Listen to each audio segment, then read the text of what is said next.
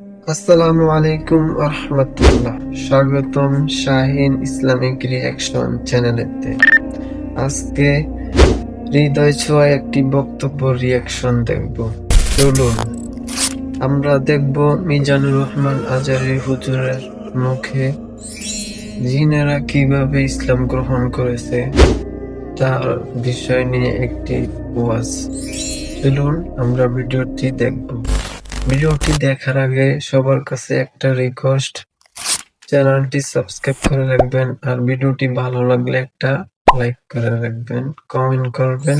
ওকে, চলুন আমরা মূল ভিডিওতে চলে যাই।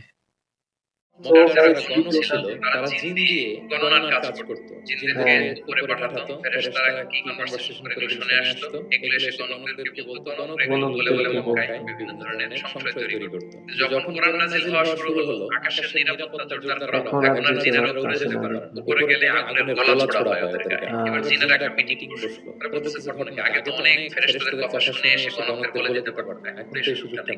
ঘটনা নিশ্চয়ই পৃথিবীতে এমন নতুন কিছুর আগমন ঘটেছে যেটার প্রভাবে উচ্চজগতের নিরাপত্তা বলয়কে আরো মজবুত করা হয়েছে। কি সেটা খোঁজ খুঁজতে একদল জিন রাসূলুল্লাহ সাল্লাল্লাহু আলাইহি ওয়াসাল্লাম এক বাজারের দিকে যাচ্ছিলেন। মেইন টাইম ফজরের সালাতে তিনি নামাজের ইমামতি করছেন। ওই সময় একদল জিন পাশ দিয়ে যাচ্ছিল। হঠাৎ তারা দাঁড়িয়ে থমকে দাঁড়ালো।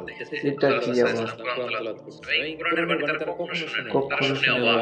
এই তথ্য নিয়ে জিনদের সর্দারের কাছে যেয়ে বলল, ঘটনা তো এটা। এটার কারণে এখন আকাশের নিরাপত্তা বেশি, আমরা আর উপরে যেতে পারি না। তারা বলল যে আমরা কি আজীব কোরআন শুনে আসলাম যেটা সত্যের ও হেদায়েতের দিকে পথ দেখায়। আমাদের রবের সাথে আমরা শিরক করব না। আমরা আর মুশরিক থাকব না, আমরা ঈমান এনে ফেলব। তাহলে আল্লাহ রাসূল সাল্লাল্লাহু আলাইহি ওয়াসাল্লামের সুমধুর কণ্ঠের তেলাওয়াত শুনে শুধু মানুষ নয়, বরং জিনেরাও ইসলাম গ্রহণ করেছে।